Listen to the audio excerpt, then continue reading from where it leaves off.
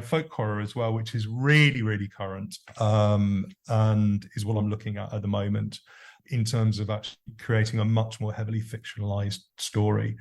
So there've been two major anthologies on folk horror published this year, one by Routledge, one by Pan Macmillan. There's a folk horror book on work of Thomas Hardy, also a major publisher. There's conferences galore, several of which I've given papers at, and the 50th anniversary of the Wicker Man as well. So that's, it's really pushed it into the spotlight. But it's a really good way about thinking about place, because a good folk horror should be something that's quite where the horror is something that's quite difficult to identify. It's something which is in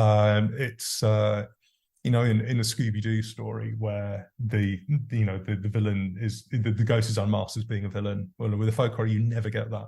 You never really work out what the story is. There's just a sense of there's kind of a presence or an agency, often something that comes from the land. So it's very useful for talking about ecological issues.